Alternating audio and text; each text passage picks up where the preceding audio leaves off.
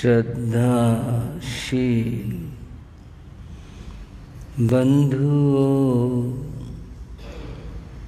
एवं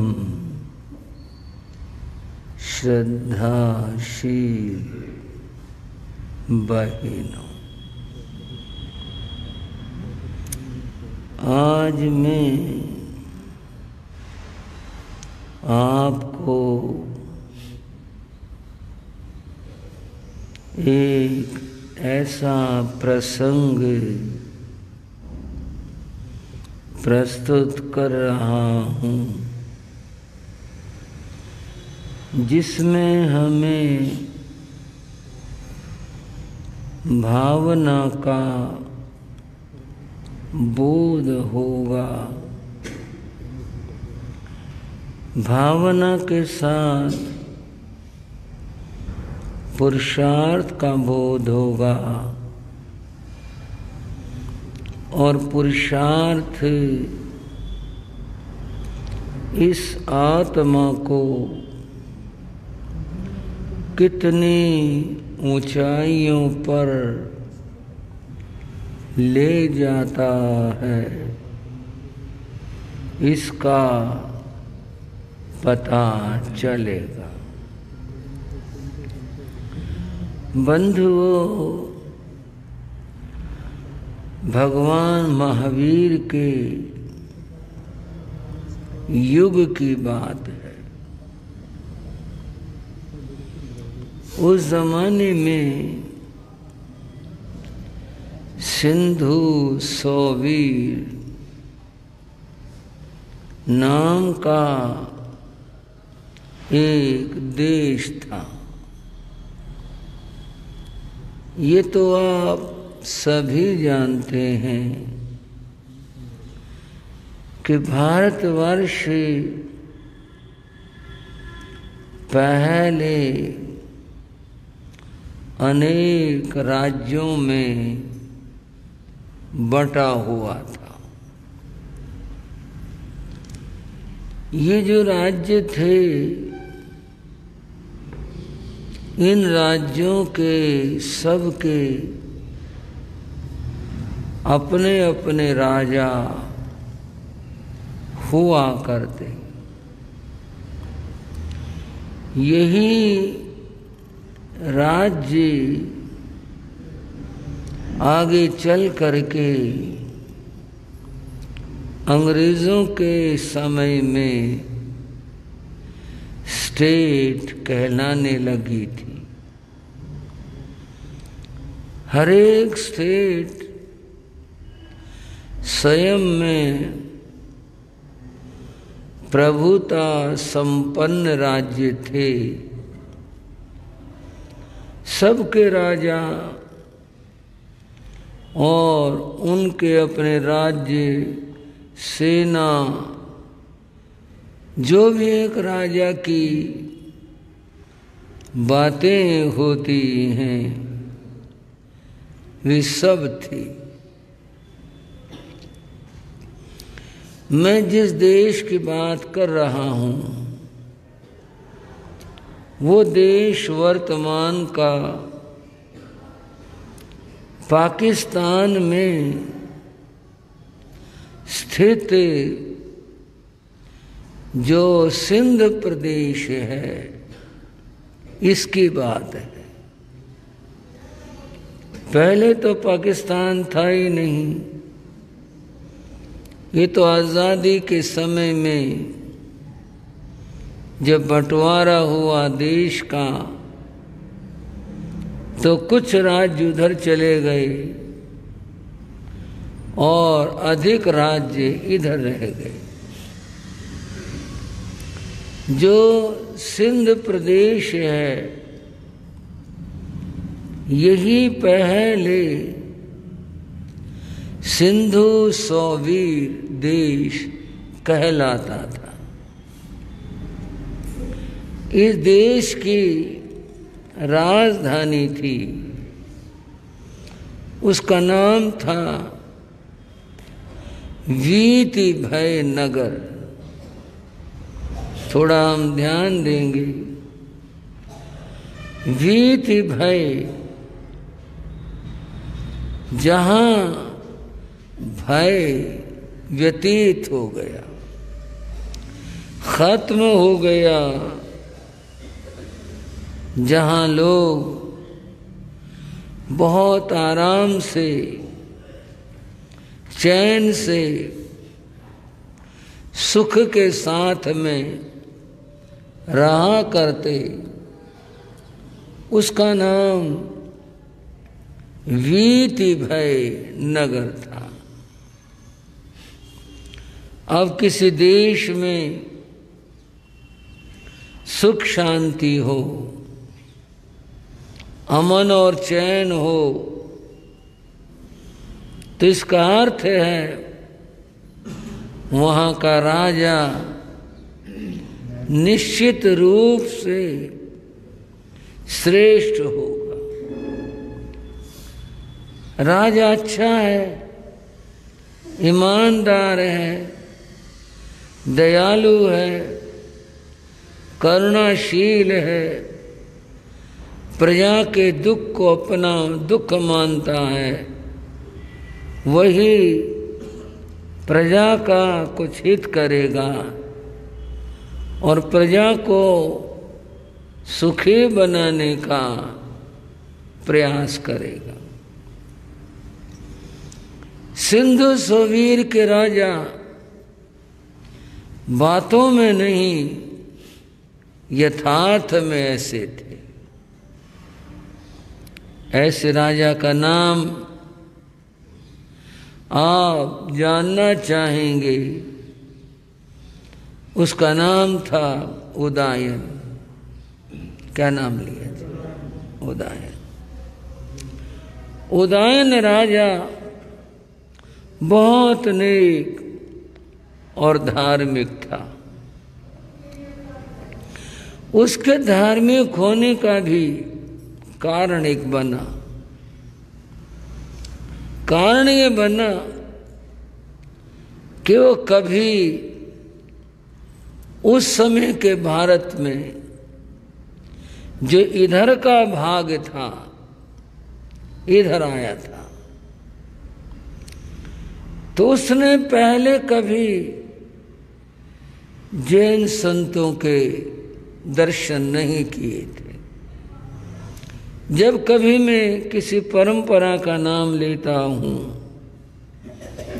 तो उसका अर्थ ये नहीं होता कि अन्य परंपराओं की उपेक्षा है।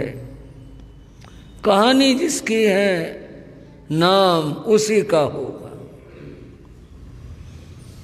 परंपरा तो सारी अच्छी है अगर धर्मशास्त्रों के अनुसार आचरण किया जाए। वो इधर आया तो उसने भगवान महावीर के दर्शन किए। बंधुओं, यह जीव का परम पुण्य होता है कि जब उसे संत के दर्शन हो। महावीर तो भगवान थे, मैं तो संत की बात कर रहा हूँ। संत के दर्शन की बात कभी आचार्य चाणक्य ने कही थी। साधूनां दर्शनम पुण्यम तीर्थ भूता ही साधव है। तीर्थ है फलति कालीने सद्य है साधु समागम। कहा चाणक्य ने, साधु नाम दर्शनम पुण्यम। साधु का दर्शन बड़े पुण्य से होता है। और दूसरी व्याख्या करें, साधु का दर्शन होने से जीव को बड़ा पुण्य प्राप्त होता है। तो दोनों ही बात है। क्यों होता है ये? तीर्थ भूता ही साधव है। साधु लोग चलते फिरते तीर्थ होते, और जो तीर्थ हैं जिस किसी भी रूप में हैं, वे तो एक जगह पर स्थित होते हैं, और साधु लोग चलते फिरते तीर्थ होते। तीर्थ भूता ही साधव है, तीर्थ है फल के काले ने। तीर्थ यात्रा का फल काले ने कभी समय से मिलेगा, अगले जन्म में मिलेगा। जब मिलेगा मिलेगा।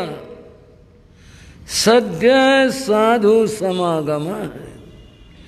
साधु तीर्थ का जो फल है वह तत्काल और उसी समय मिलेगा। आप कहेंगे ये महिमा की बात है या सच्चाई है, तो मैं बताना चाहूंगा आपको ये सच्चाई है। सच्चाई कैसे है? साधु का दर्शन हुआ, व्यक्ति के जीवन में कोई बुराई थी, कोई ऐब था, दर्शन हुआ, साधु का उपदेश सुना, बुराई दूर हो गई। इससे बड़ा फल और क्या होगा? कोई अगर ये सोचता हो कि फल से तो हमारा मतलब है, कोई इसको लाभ हो धन दौलत का, संसार का, बंधुओं ये लाभ कोई लाभ नहीं होते। ये लाभ परम लाभ है, जो किसी को अगर मिल जाए, जीवन से बुराई अगर दूर हो गई, और क्या चाहिए?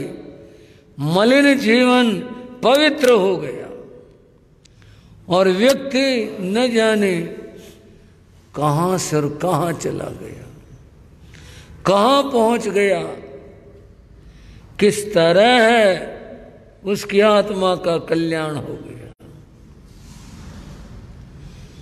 एक कथा आती है धर्म ग्रंथों में। एक वन में भील लोग रहा करते।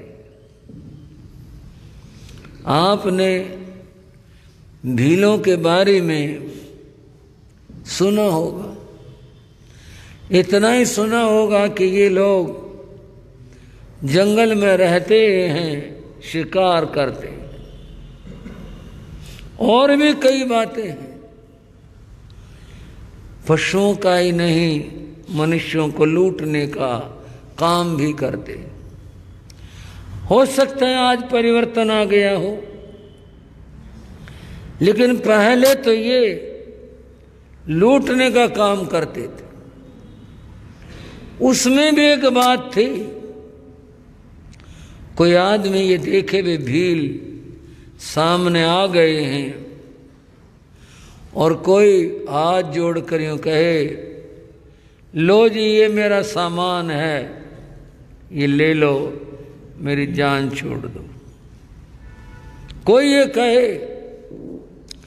लुटेरों में और भीलों में ये फर्क था कि लुटेरा आदमी तो सामान ले लेगा, ठीक है भाई सारा दे दे, हाँ जी ये मेरे पास है, चल पकड़ा हुए, जाओ यहां से। भील ऐसा नहीं करते थे। भील कहते हम कोई भिखारी हैं, हम कोई मांगने वाले तो हमें देगा। उनकी तो प्रतिज्ञा थी, जब तक मेरे बाण का मुंह उस दूसरे का खून न पी ले, तब तक सामान नहीं लेना। इतने खूंखार होते थे। और निशाने लगाने के बाद, आप कहोगे आप तो भीलों के बारे में बहुत बात बता रहे हो, कुछ पढ़ा इसलिए बता रहा हूं। निशाना इनका इतना पक्का होता था भील का निशाना नहीं चूकता था। बंधुओं, इसका कारण है भी लोग अपने को एकलव्य का उत्तराधिकारी मानते। हमारा बड़ा था एकलव्य, और एकलव्य का जो निशाना था, अर्जुन भी उसके सामने विफल था, और गुरु द्रोणाचार्य को भी कहना पड़ा था। ये तो बहुत विकट बात है। वो कथा तो आपको पता है। द्रोणाचार्य ने भील बालक से, एकलव्य से उसका अंगूठा मांग लिया कि भाई अंगूठा गुरु दक्षिणा में दे दे। और उस बालक ने उसी वक्त चाकू छुरा उठाया, अंगूठा काट कर गुरु को दे दिया। बहुत बड़ी घटना है। ये कहानी अपने में एक ही कहानी है कि जिसने अंगूठा काट कर गुरु को दान दे दिया हो, और गुरु ने वहाँ अपनी गुरुता को सुरक्षित नहीं रखा। वो एक शिष्य पर कृपा रख रहे थे, वचन दिया था अर्जुन तेरे समान कोई धनुर्धर नहीं होगा, लेकिन ये बालक उससे आगे निकल गया। बंधुओं,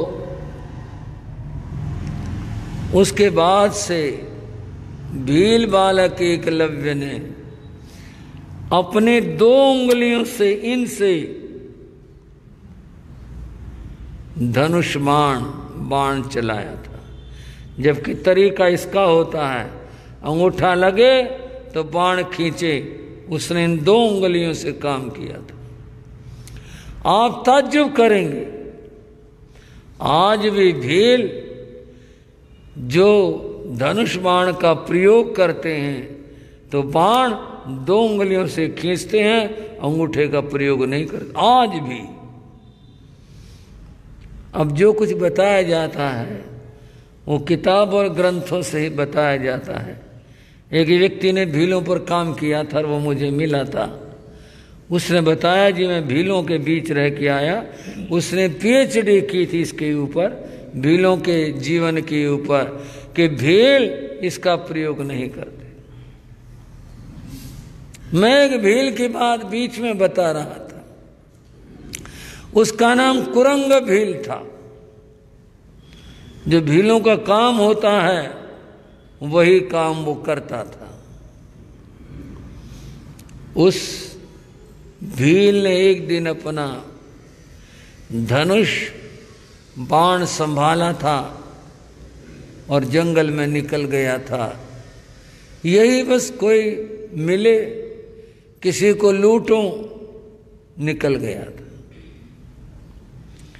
उसने बंधुओं जैन साधु आते हुए देखे और क्या समझा इनके पास माल होगा,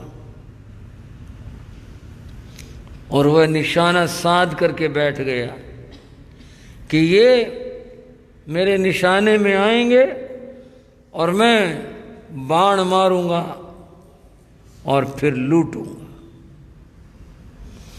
वो निशाना लगाए हुए बैठा था।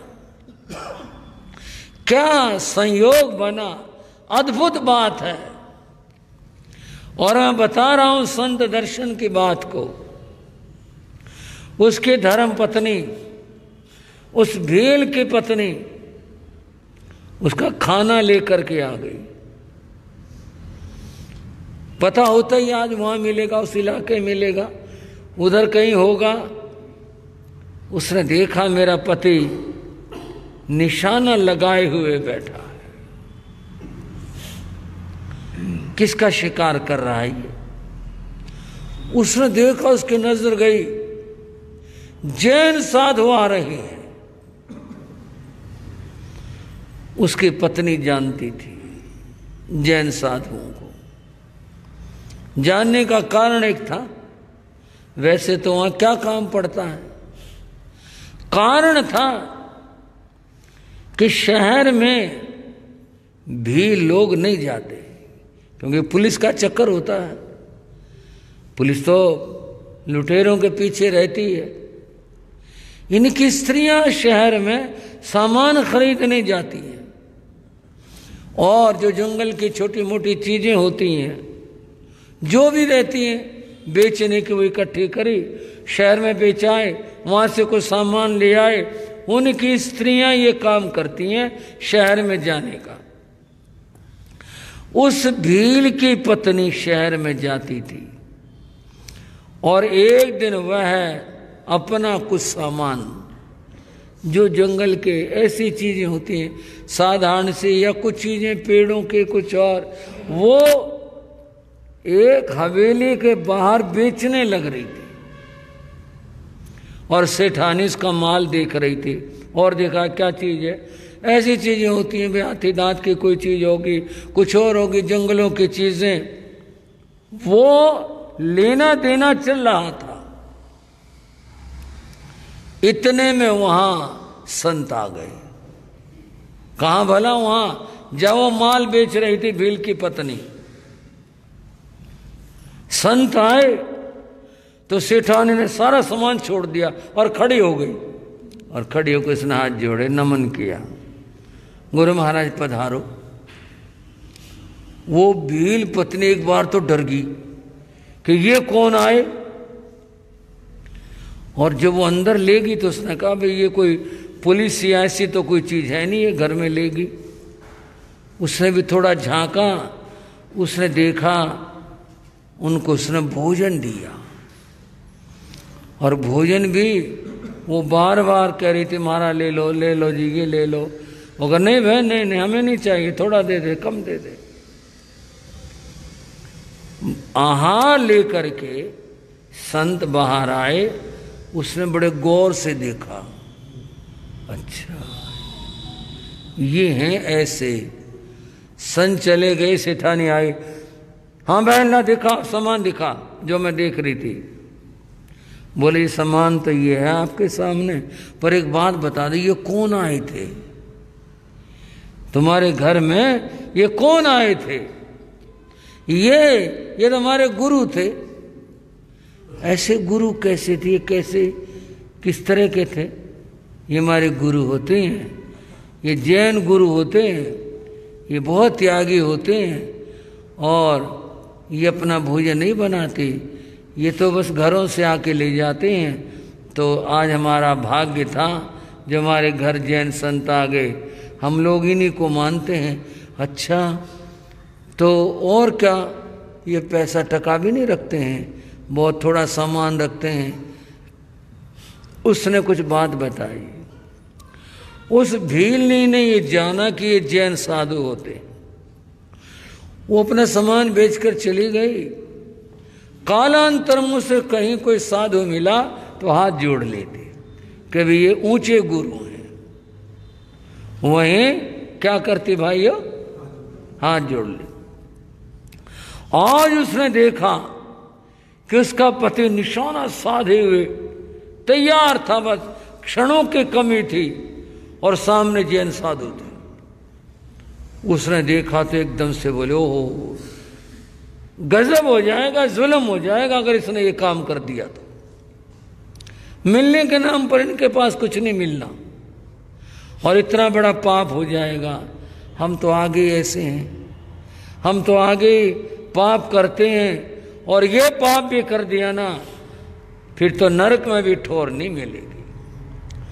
वो एकदम भागी, उसका सामान भी गिर पड़ा, लेकिन उसने कहा कि ऐसा ना कर दे, और उसने दौड़ करके भाग करके उस भील को पीछे से जा करके उसके हाथ पकड़ लिए, उसका धनुष बाण पकड़ लिया। वो एकदम चौंका, उसने देखा कौन है, उसकी पत्नी थी। चिल्ला के पड़ा, पागल है तू, क्या कर रही है? मेरा शिकार आ रहा, तूने क्या कर दिया? ये क्या मतलब तेरा? वो बोले बात सुनो, बात सुनो, पहले मेरी बात सुनो। बोले क्या बात सुनो? एक तरफ हट जाए। बोले मैं बिल्कुल नहीं हटूंगी। बोले क्यों, क्या बात, क्या हो गया तेरे को, क्या बात हो गई? उधर के किवाड़ खोल दो भाइयों के लिए। अच्छा चलो, हाँ जी। तो वो बोले बात सुन, इनसे जिनका तो शिकार करना चाह रहा है ना, मरे बाद इनसे कुछ नहीं मिलना भाइयों, मरे बाद इनसे कुछ नहीं मिलना। अगर तूने कुछ लेना है तो जीते जी ले ले। बोले क्या मतलब? अगर इनके पास में कुछ नहीं है तो मरे बाद नहीं मिलेगा, तो जीते जी होगा तो मिलेगा। बोले नहीं नहीं नहीं, इनसे जीते जी ले ले। इतने में संत आगे बात तो बड़ी होगी ना। उसने रोका भी, पकड़ा भी, वो गुस्सा भी किया उसने, बात भी हुई। उसने कहा वे मेरा तो इसने वो खो दिया शिकार आज। भील पास आ गए, नहीं भील नहीं, साधु पास आ गए। जो पास आ गए तो भीलनी ने हाथ जोड़े और नमन किया।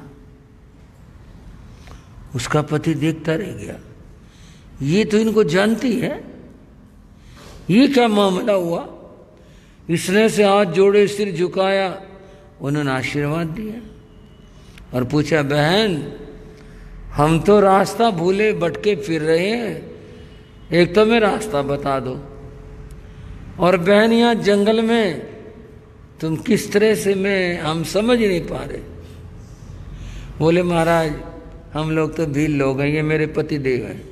अच्छा अच्छा ठीक है।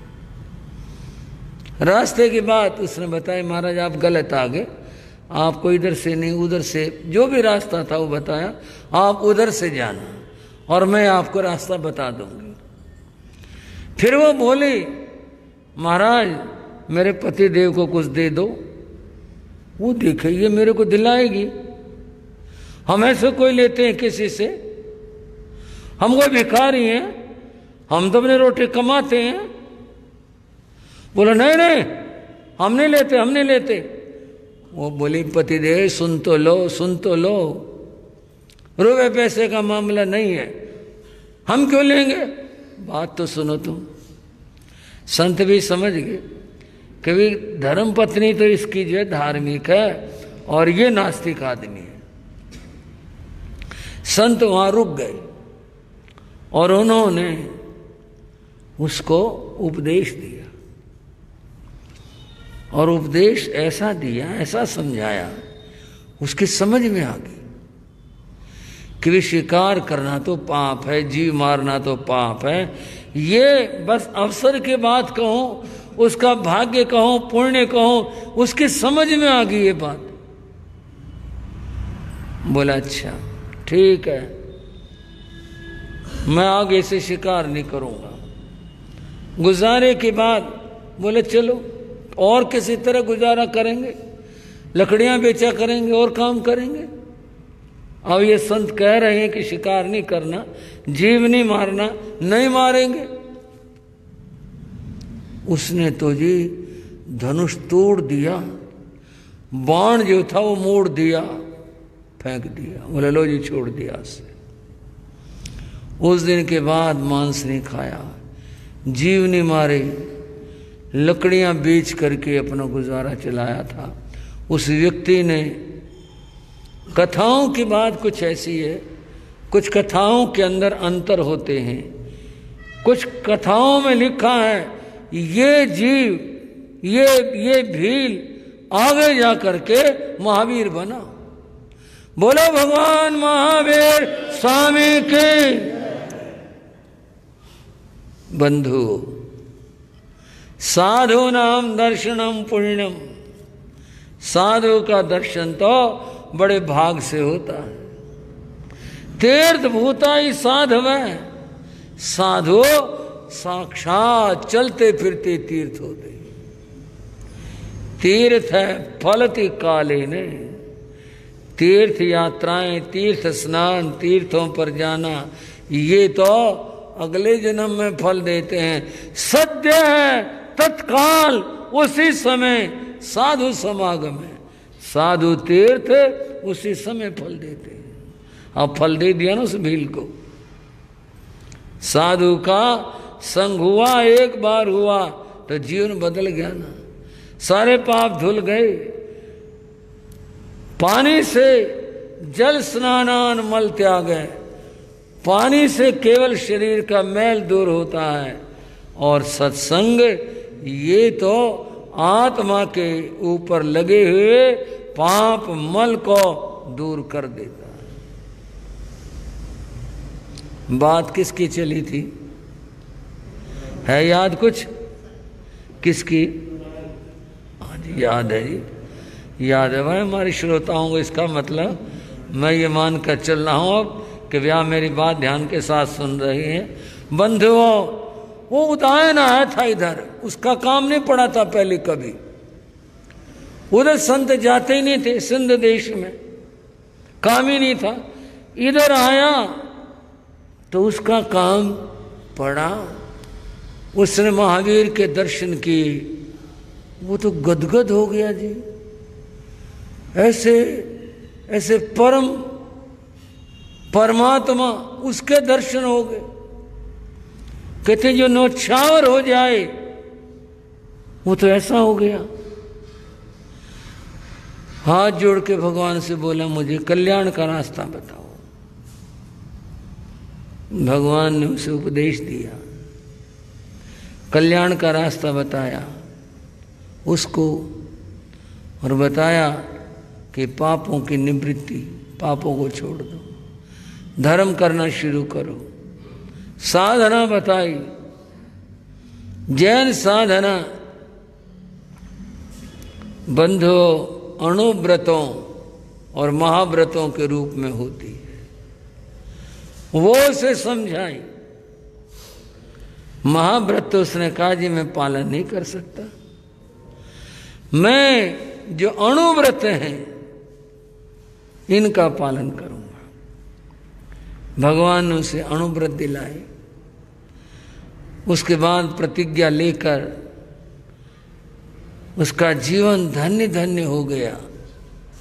फिर वो अपने देश सिंधु सौवीर लौटा, अपने घर आ गया। घर आ गया,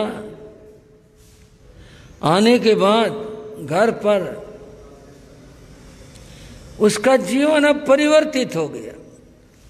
धर्म ध्यान करता है, सामायिक करता है, और वह पौषध भी करने लगा। राजा और पौषध की साधना, उपवासी रहना, एकांत में रहना, धर्म ध्यान करना, पौषध की बात और विधि आप लोग जानते ही हो। वो पौषध करने लगा। अब मैं बात आपको बता रहा हूं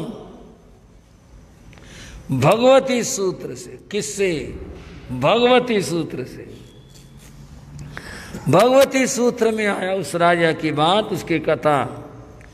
तेणं कालेणं तेणं समयणं सिंधु स्वभीजन वै सुवीति भय नामं नैरे होता वर्णयो तैण वीति भय नैरे उदायणे राया होता तैण उदायणे राया अन्नया कया ही भी जेने वे पोसै साला तेण उवागच्छेता जा संखे जाओ तैणं तस्य उदायन शरणो जा अधन्नाणं ते गामागर नगर खेड़ करवड़ जत्थनं समणे भगवं महावीरे विहरई जा आहंगणं समणं भगवं महावीरं वंदे जानमं से जा पज्जुआ से जा। उदायन का मन हुआ, आज मैं पौषध करूंगा। पौषध एक धर्म ध्यान और साधना है जिसमें व्यक्ति उपवासी रहता है, एकांत में रहता है, संसार की किसी बात में उसका दखल नहीं होता, केवल धर्म ध्यान करता है, वो पौषध है। बंधुओं, राजा उस दिन अपना काम काज मंत्री को सौंप देता था और खुद एकांत में जाकर बैठता था पौषधशाला में। और वहाँ बैठ करके धर्म ध्यान करता था।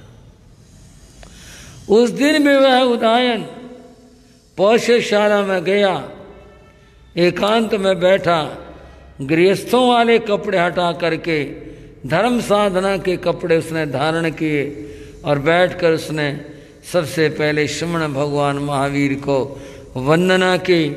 और किस भाव से कि भगवान मैं आपको नहीं देख रहा, आप कहाँ हो, आप जहाँ हो मुझे देख रहे हो कि मैं यहाँ पर। केवल ज्ञानी तो सबको देखते हैं, आप देख रहे हो, मैं तो नहीं देख रहा, मैं केवल भावना कर रहा हूँ और भावों के साथ में आपको वंदन और नमन कर रहा हूँ। भगवान मेरा वंदन स्वीकार करो। मैं जानता हूँ आपको वंदना करने और न करने से कोई मतलब नहीं, पर मैं कर रहा हूँ ना, आपको वंदन कर रहा हूँ, मेरा वंदन स्वीकार करना। पौषध लिया और बैठ गया। बैठने के बाद मन में क्या विचार आए, धन्य हो उन ग्रामों को, धन्य हो उन नगरों को, धन्य हो उन स्थानों को जहाँ महाप्रभु महावीर का पदार्पण होता है, जहाँ वो महापुरुष जाते हैं, धन्य हो उनको। जो धरा उनके चरणों से पावन होती है, धन्य हो उसको। मैं अकय पुण्य, अकृत पुण्य हूँ, मैंने पुण्य नहीं किया। कभी भगवान मेरे राज्य में नहीं आए, मेरे नगर में नहीं आए, बस एक बार वहाँ अमुक जगह दर्शन करके आया था, उसके बाद मुझे ऐसा सौभाग्य नहीं मिल रहा। कितना अच्छा हो अगर भगवान मेरे राज्य में भी आ जाए। भावना करता, इस भावना का बंध हो बड़ा भारी फल होता है। जब कोई आदमी भावना करता है, जब कोई ये भावना करता है मैं भोजन तब करूं कि पहले संतों को आहार बहरा दूं, जब भावना ये करता है मुझे सेवा का कोई मौका मिल जाए, इन सब बातों का बड़ा अर्थ है, बड़ा महत्व है। इन सारी बातों का बंध वो भावना करता है, अगर भगवान आ जाएं कभी मेरे राज्य में, कितना अच्छा हो, कितना श्रेष्ठ हो और कितना सुंदर हो। बंधुओं, हम भावना करते हैं, ये जो हमारी भावना है भगवान इसको देखते हैं। उनके ज्ञान में तो ये सब स्पष्ट होता है कि भगवान देख रहे हैं, भगवान देखते होते हैं। अगर हमारी शुभ भावना है तो बंधुओं के चरणों में जा रही होती है। उसकी भावना जो चल रही थी भगवान उसे देख रहे थे। पर सवाल तो ये है, उसने प्रार्थना की कि भगवान पधार जाएं। अभी प्रार्थना स्वीकार हुई या नहीं हुई, मंजूर हुई या नहीं हुई, भगवान आए या नहीं आए, ये कथा आगे की कथा है। इस कथा को विराम दे रहा हूँ। चत्तारि मंगलम, अरिहंता मंगलम, सिद्धा मंगलम, साहू मंगलम, केवली प्रणतो धम्मो मंगलम।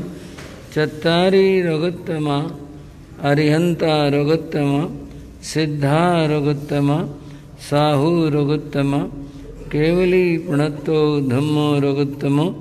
चत्तारि शरणं प्रविज्यामि, अरिहन्ते शरणं प्रविज्यामि, सिद्धे शरणं प्रविज्यामि, साहू शरणं प्रविज्यामि, केवली प्रणतं धम्मं शरणं प्रविज्यामि। ये चार शरण दुख और न शरणा कोई होगा, जो भव प्राणी करे आचरण, उसका अजर अमर पद होगा, उसका सदा मंगल आशीर्वाद, मंगल आशीर्वाद।